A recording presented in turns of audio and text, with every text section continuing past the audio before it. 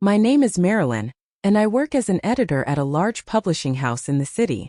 I'm a normal girl who likes to keep life simple. I've always had a busy life, juggling work deadlines and trying to find time for myself. Maybe that's why I was never one for going out much. I usually preferred being alone with a good book, or taking quiet walks in the park near my apartment. But everything changed one breezy Thursday that seemed like any other.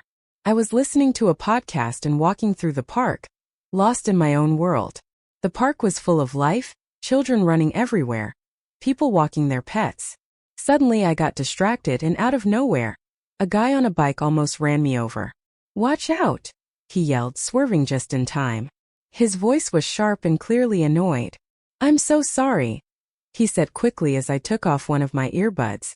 I hadn't realized I had wandered into the bike lane. He stopped his bike and turned to look at me. Instead of being angry, he now seemed more amused. "You gotta watch where you're going. This path is like a jungle sometimes," he said. "Yeah, my bad. It was totally my fault," I admitted, feeling embarrassed. I brushed a strand of hair out of my face and gave him a shy smile. He laughed and the tension disappeared.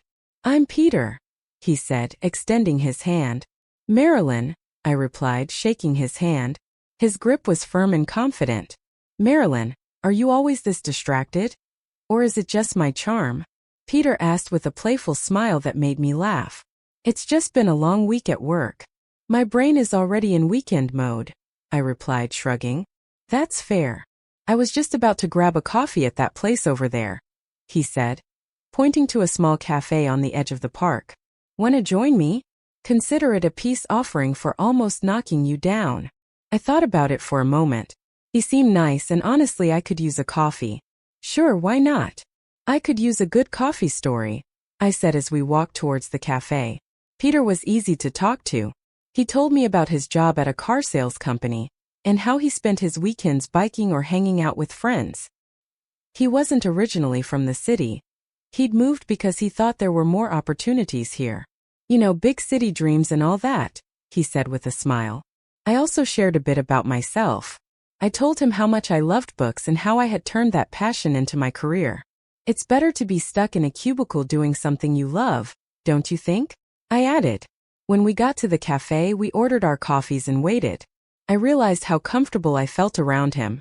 It was unusual for me since I'm usually more reserved with new people. But with Peter, the conversation felt natural. After that, we started spending more time together. Peter was fun and relaxed, but over time, I started to notice little things that bothered me.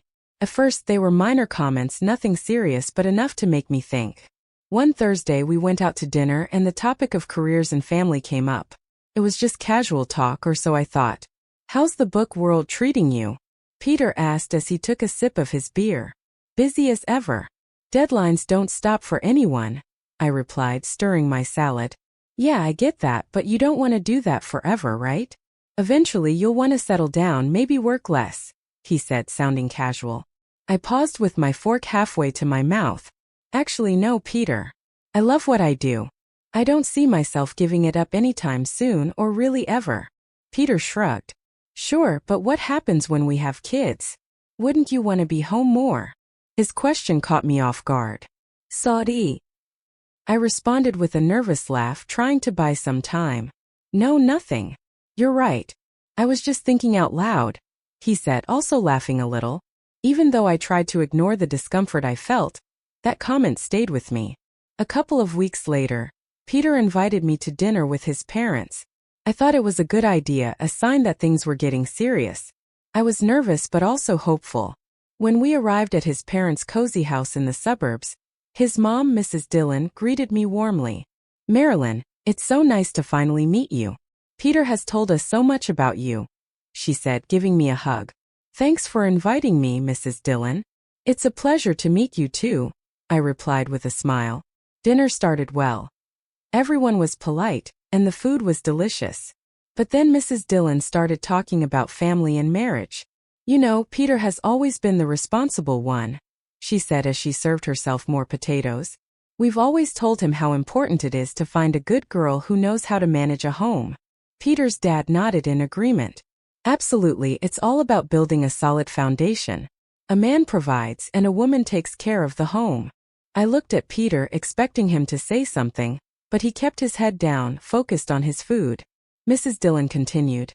That's how we raised our children, family always first, right, Peter? Sure, Mom. Peter finally responded, looking up. His response felt like a punch in the stomach. I tried to remain calm. That's interesting because I've always focused on my career. I love my work and believe in sharing responsibilities equally, I said, trying not to show how uncomfortable I felt. Mrs. Dillon gave me a sweet smile, but with a dismissive tone. Of course, dear, but you'll see priorities change when you have children. It's natural for a woman to want to stay home with her babies. The rest of the night felt like a blur. After dinner we left, and the car ride home was quiet but tense. I broke the silence. Your mom has some very strong opinions about family roles. Do you think the same way? Peter hesitated before answering. I think there's some truth to it. Looking back, I guess that worked for Peter's parents. Even after that uncomfortable situation, we continued dating, having dinners together, and our relationship continued to progress. Somehow the good moments seemed to outweigh the bad ones. Before I knew it, I had agreed to marry him. Love must have clouded my judgment because those warning signs were still there in the back of my mind. We started planning the wedding, and everything happened so fast. Peter and I wanted something simple, so we decided to have a small ceremony with just family and close friends. As the wedding day approached, I started feeling more pressure, not about the event itself, but about what our life would be like afterward. At the reception, after the ceremony, Peter's mom pulled me aside. She was smiling, but her eyes reflected seriousness. Dear Marilyn, I'm so happy for you too. Remember that a good wife supports her husband no matter what. Thank you, Mrs. Dillon. I plan to be a good partner, I said, trying to keep my voice firm. She tilted her head slightly at me and added, and remember, dear, when the babies come, it's best you stay home. You can't trust strangers to raise your children. Her words felt more like an order than advice, and my stomach churned. I nodded, not trusting myself to say anything else. Later, when Peter and I had a moment alone, I mentioned it. Your mom talked to me about kids and how I shouldn't work. Peter shrugged. Yeah, she's just thinking about the future. She has good intentions, Marilyn. You know how moms are, he said, taking a sip of champagne. But you know I don't plan on quitting my job, right? And even when we have kids, I said, looking at him intently. Peter paused and his face turned serious. We'll see, Marilyn. Things change. We'll do what's best for our family. After the wedding, Peter suggested we move closer to his parents. I had a feeling why Peter chose that location, but I agreed, hoping for the best. Once we settled in, the reality of our new life together began to show. Peter started talking more about his idea of a traditional family. He would be the provider, and I would take care of the house and eventually the children. One night, we were sitting at the dining room table with our finances spread out in a mess of bills and budgets under the dim light.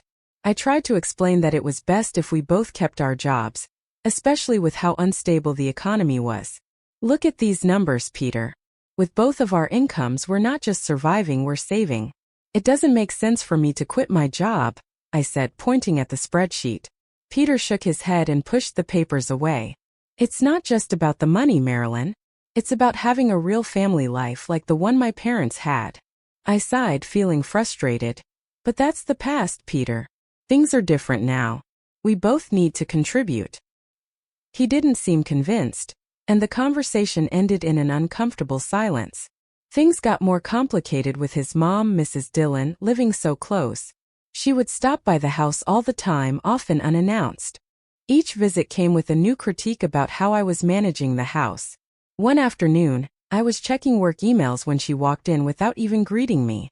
She began inspecting the house, running her finger along a bookshelf to check for dust. Marilyn, you really should focus more on keeping the house clean. A dusty house is not a healthy home, she said abruptly. I gritted my teeth, trying to remain calm. I cleaned yesterday, Mrs. Dillon, and I also work full-time. It's just a little dust. That's the problem, she retorted. You work too much. If you were home, maybe you'd get more done. She didn't stop there. She walked over to the linen closet, pulled out a sheet, and inspected it as if looking for flaws. I followed her, hands clenched into fists at my sides. I manage my time just fine, Mrs. Dillon. Peter and I are happy with how things are, I said, trying to maintain my composure. She shook her head and marched toward the kitchen. She opened the refrigerator and began inspecting its contents. A woman's place is in her home, taking care of her husband. All these modern ideas about women needing careers are nonsense, she said, each word making my frustration grow. I took a deep breath and firmly replied, that may have worked for you, but I'm not you. I'm not going to quit my job or become someone I'm not. When Peter got home that night, I was still trying to calm down. I tried to explain to Peter how suffocating his mom's visits were becoming. He listened, but his response left me stunned. She's just trying to help, Marilyn. She has a lot of experience running a home. But this is our home, not hers. I need you to stand up for me, for us, I said pleadingly. Peter looked conflicted but finally responded. She's my mother, Marilyn. She has good intentions. We should at least consider her advice. That argument was long and painful, and we went to bed angry. It was the first of many nights filled with silence. As days turned into weeks, I started to feel like a stranger in my own home, constantly judged and always feeling like I wasn't doing enough. The pressure to fit into an outdated idea of a perfect wife was relentless, and my resolve to stay true to myself was tested every day. As months passed, Peter began nagging me more often. He'd say I wasn't doing enough around the house. He'd come home from work, look around with a frown, and drop comments about the dusty shelves or how bad dinner was. His favorite line was, "If you can't handle both, maybe you shouldn't be working." One night, after criticizing me because, according to him, I had undercooked the pasta, he dropped the bomb. "Marilyn, I'm serious. If you can't find a middle ground and take care of the house properly, maybe we should rethink this whole arrangement," Peter said, implying divorce was on the table. I loved Peter despite everything. I didn't want our marriage to end. Completely broke me. So I made a decision that broke my heart. The next day, I told my boss, Madison, that I was quitting my job to become a full-time homemaker. Madison was shocked and tried to change my mind. "Marilyn, you're one of the best. Are you sure about this?" she asked with concern. "I don't see another option, Madison. I have to try. I have to make things work at home," I replied, feeling defeated. Madison, ever practical, offered a solution. "What about working from home? You could manage your projects remotely. A lot of people are doing it now. You wouldn't have to quit." I felt like I was thrown a lifeline. I accepted the arrangement but didn't tell Peter. Instead, I told him I had quit. He was thrilled, thinking I had chosen to dedicate myself to home life over my career. That's how my new routine as a homemaker began. I'd see Peter off to work each morning and greet him with a smile when he returned in the evening. But as soon as he left, I'd turn on my laptop and dive into my editing work. Felt strange living a double life, but it worked at least for a while. I stashed the money I earned secretly in a separate bank account just in case. However, living solely on Peter's salary proved trickier than we imagined. Despite making cutbacks, months later we were depleting our savings. One night, while we were having dinner, I carefully brought up the subject. "Peter, I think I might have to go back to work. We're going through our savings too fast." Peter's reaction was immediate and angry. "That's because you're spending too much. You need to learn how to save properly," he said harshly. I was stunned. I hadn't bought anything for myself in months and always tried to buy the cheapest products. His words hurt me deeply and made me feel angry and humiliated. The next day, his mother showed up with a mission to teach me how to budget properly. She dragged me to the store and pointed out the cheapest products, which were often the lowest quality. "Marilyn, stop wasting money on expensive things," she lectured me as we walked down the aisles. At home, she showed me how to dilute dish soap to make it last longer. "You're using too much. You need to make do with less," she said condescendingly. She even started checking my receipts, scolding me for anything she deemed unnecessary. "Why did you buy this? Just stick to the basics," she'd say while shaking her head in disapproval. Living like this was unbearable. Each day felt more suffocating than the last. I was losing my sense of self, trapped by their constant judgment and control. The situation was becoming increasingly impossible. I felt trapped in a life where I had to pretend to be someone I wasn't, and every part of me wanted to break free. But for now I endured, waiting for the right moment and planning my next move. Everything came to a head one rainy Sunday afternoon. I was in the living room talking on the phone with my mom, and I poured my heart out. I don't know how much longer I can take this. His mother is always here, showing me how to pinch every penny until it hurts. I get it, we need to save, but this is too much. My mom's voice was full of worry and anger. Marilyn, that's not normal. You have to talk to Peter about setting boundaries. It's your house too, not just his or his mother's. I nodded, feeling a little stronger with her support. But just then, Peter barged in from the other room, his face red with rage. He must have overheard me. Without a word, he snatched the phone from my hand. A wife shouldn't be complaining about her husband and mother-in-law like some street gossip. He snapped into the phone before hanging up. I was stunned, my hands trembling. Peter, you can't just grab my phone and talk to my mom like that. Oh, I can't? Maybe if you had some respect for us, I wouldn't have to. He shot back furiously, the veins in his neck bulging. Peter, listen to yourself. Don't you see this isn't healthy? I pleaded, hoping to reach the part of him that still cared about our well-being. My mom was right, I never should have married you, he said, his words more painful than I expected. That's enough, Peter. I'm your wife, not a puppet for you and your mom to control, I replied, anger now replacing my shock. Then act like it. Or get out, he yelled, his face inches from mine. I stared at him, feeling disbelief and sadness churning inside me. You want me to leave? At 3:45 a.m.? It's dark and raining outside. If you don't like how things are, then yes, leave, he said coldly, his eyes showing no emotion.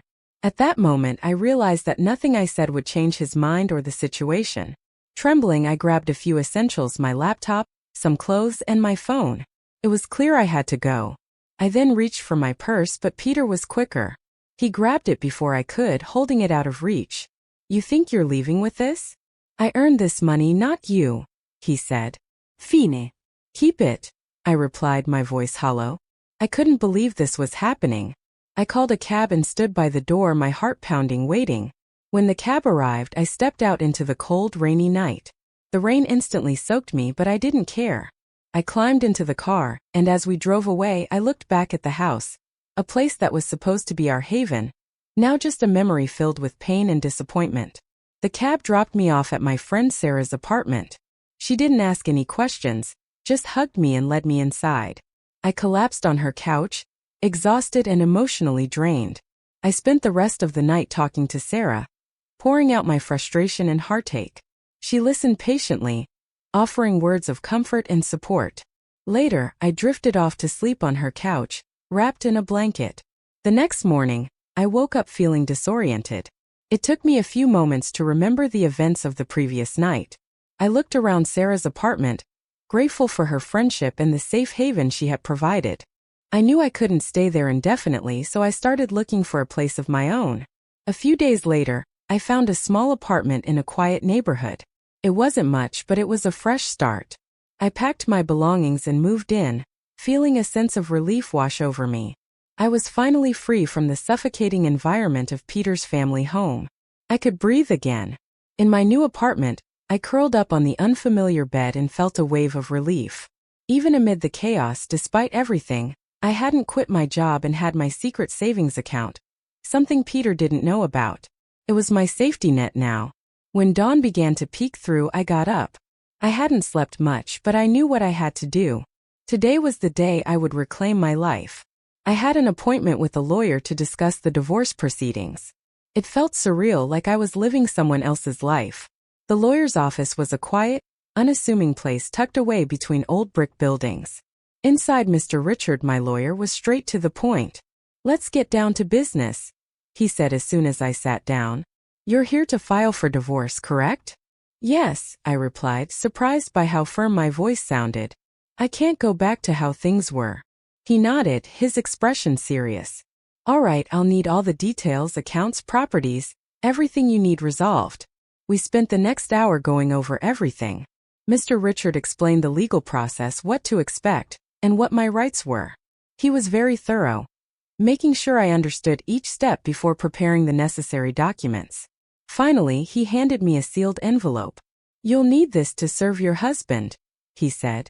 The envelope felt heavy, as if carrying the weight of my old life.